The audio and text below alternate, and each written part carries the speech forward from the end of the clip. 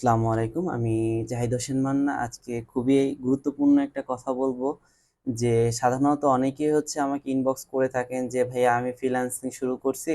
আসলে আমি কিছুই পারতেছি না বা আসলে আমার দ্বারা সম্ভব না আসলে ফ্রিল্যান্সিং করাটা বা আমি শুরু করছি বা ছেড়ে দিছি।"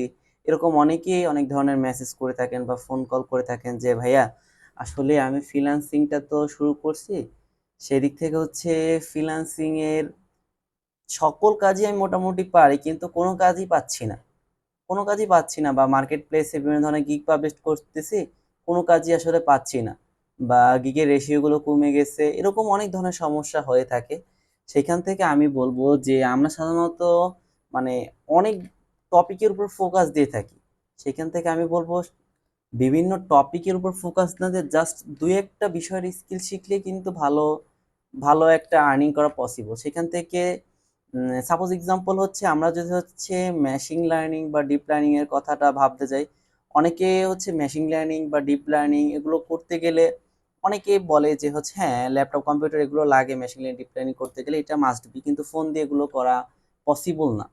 সেইখান থেকে আমি বলব কেউ যদি শুধু মেশিন লার্নিং বা ডিপ লার্নিং নিয়ে কাজ করে, এইটা তার জন্য অনেক সুইটেবল।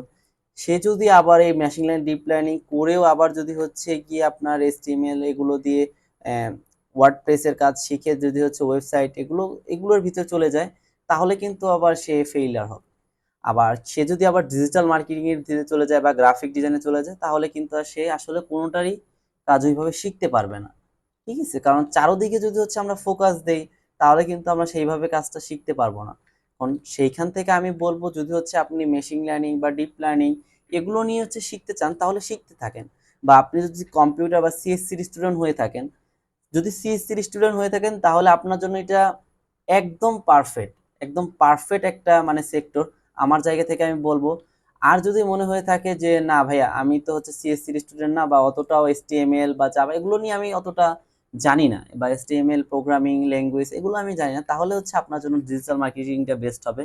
কারণ এই ডিজিটাল মার্কেটিংটা আপনি মানে খুবই অল্প সময়ের ভিতর শিখে একটা ভালো কিছু করতে পারবেন। আর ডিজিটাল মার্কেটিং এর তো অনেকগুলো পার্ট থাকে। সেখান থেকে আপনি চুজ করে নিবেন যে এই পার্টটা আমার জন্য সুইটেবল হবে, না এই পার্টটা আমার জন্য সুইটেবল হবে। ঠিক আছে? এগুলো অনেক পার্ট আছে digital marketing, Instagram marketing, LinkedIn marketing, Pinterest marketing, এরকম অনেক সেক্টর আছে। সেখান থেকে আপনি সামহাউ হাইয়েস্ট গেলে ৪ থেকে ৫টা, এই ৪-৫টা কি স্কিল আপ করবেন, তাহলেই আপনার দেখবেন ওইখান থেকে যদি আপনি ওই স্কিলগুলো নিয়ে যদি ফাইবারে বা আপওয়ার্কে যদি কি বিভিন্ন ধরনের গিগ পাবলিশ করেন, ওই গিগগুলো সুন্দরভাবে রিনিউ করে বা সুন্দরভাবে যদি গিগগুলো পাবলিশ করতে পারেন, তাহলেই আপনার ওই গিগের রেশিও ভালো হবে বা বায়ার মেসেজ দিবে, তাহলেই আপনি ওই কাজগুলো সুন্দরভাবে পেতে পারেন। আর অথবা যদি আপনি যদি মানে এক এক আইটেমে গিগ পাবলিশ করেন, তাহলে আপনি কখনোই অত ভালো কাজ পাবেন না বা ফাইবার থেকে ভালো সেলস জেনারেট করতেও পারবেন না। সেখান থেকে আমি বলবো যে আমরা যদি কোনো ফ্রিল্যান্সের কোনো সেক্টর শুরু করি, জাস্ট একটা সেক্টর উপরে ফোকাস দিব বা একটা সেক্টরের কিছু টপিকের উপর ফোকাস দিব। একসাথে ৪-৫টা টপিক ফোকাস দেব না।